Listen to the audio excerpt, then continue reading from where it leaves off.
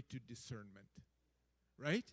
First, gather around you some trusted people in your church, your pastor, elders, board members, and say, hey, I'm sensing God say to me, go to Africa.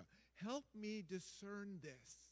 Help me walk through Scripture. Does it concur with Scripture? Does it contradict Scripture in any way? Does it flow within the direction of life where God is leading me? Or does it oppose that? I feel that not every voice that pops into your head is God's voice. Sometimes it's just bad pizza. All right? I'm serious, okay? Or sometimes it's the devil masking about like God, trying to convince you of something that should never happen. So be careful about that too, because the enemy prowls around like a lion. He's seeking to devour people.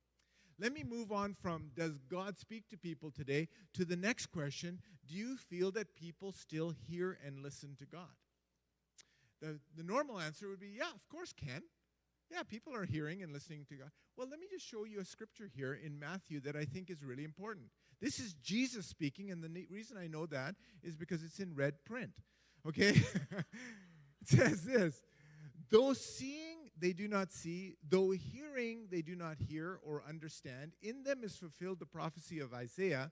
You will be ever hearing, but never understanding. You will be ever seeing, but never perceiving. For this people's heart has become calloused. They can hardly hear with their ears, and they have closed their eyes. Otherwise, they might see with their eyes, hear with their ears, understand with their hearts, and turn, and I would heal them. But blessed are your eyes because they see, and your ears because they hear. I would suggest to you that hearing and listening to God is not only a biological issue. It is a spiritual issue.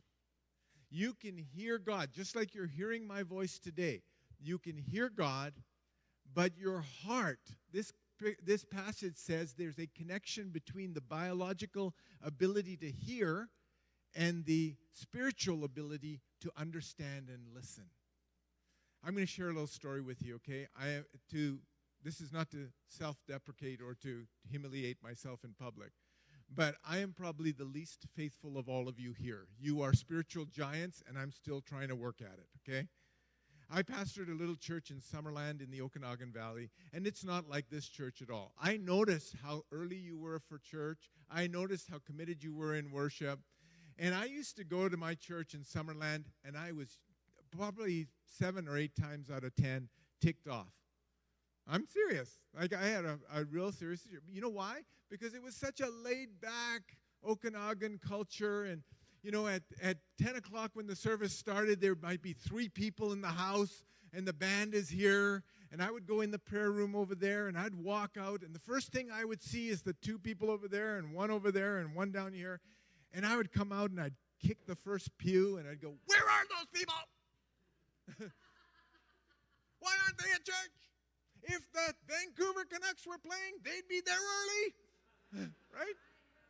Right? I almost lost my sanctification. I was so mad. Not a great pastoral attribute, okay? It's not great. I'm just telling you the truth. I'm honest, okay? So, one day, I'm the first guy in church. It's the middle of the summer. Everybody's away. And I'm in the prayer room by myself. And I am complaining to God. Has anybody ever complained to God? I was like, oh, I'm so embarrassed to tell you. Lord, I am so upset that the people aren't responding. Where are those people? Lord, motivate those people. Why are the people not in church? And God speaks to me audibly. Has anybody in the house heard God audibly? Can I just see your hand? Thank you. It was one of the most freaky and awesome things all at the same time. I'm the only one in the church. It's the summer. I'm praying in a prayer room that's empty, just me and God, and I'm talking, and I hear an audible voice, and the first thing I do is I look around. Okay, am I going nuts? Who is in this room? You know? Here's what he says to me. I'll never forget it. He calls me by name, Ken. When I'm in the room, it's full. I was shaken to my core. When I'm in the room, it's full. It changed me. It completely renovated my perspective. Today, in this current role, I've spoken in places like Ethiopia where there's been 3,000 people in the house. Okay, and I've spoken in other places where there are 15 people in the house.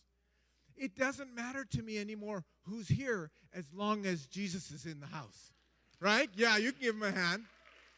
Right? The audible voice of God required this 18-inch shift for me, from hearing to hearing and listening and obeying and understanding, absorbing who God is. So let me lay down some propositions before you because my clock is telling me I have about 5 minutes left. Oh, how dare that happen, okay? Where did I go with this message? Let me give them to you quickly because they're really important. I would contend that in the process of hearing and listening to God, there are 3 essential things we can learn from Samuel's experience. The first thing is that we must remain in God's presence. Now, this might sound simplistic, but I want to tell you that this is not about proximity, it's about intimacy.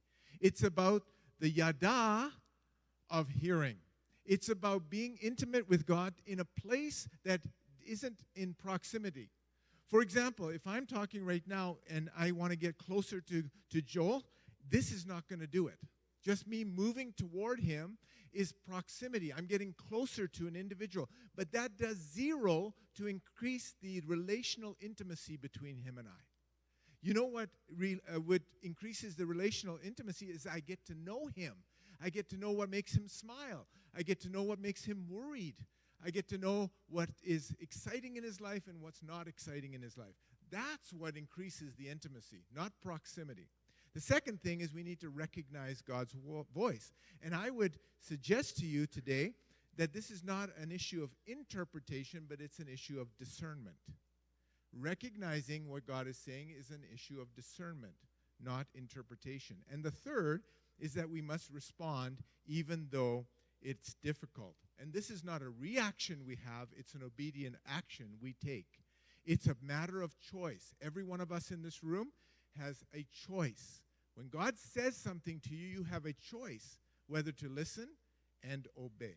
Okay, let's go quickly through this. Number 1, Samuel remained in God's presence. Now, he was young, he was in the temple, but he made a shift here under Eli's instructions. So Samuel 3:3, the lamp of God had not gone out, and Samuel was sleeping at the tabernacle near the ark of God. Suddenly, the Lord called out, Samuel, Samuel. The verse I want to connect to this is a New Testament verse in James, where it says, draw close to me, or draw close to God, and God will draw close to you. Will you notice some things in these 2 passages? First of all, the prerequisite here is a drawing near to. Now, we in our culture have become, God, I'm about to speak your word, cleanse my. So remaining in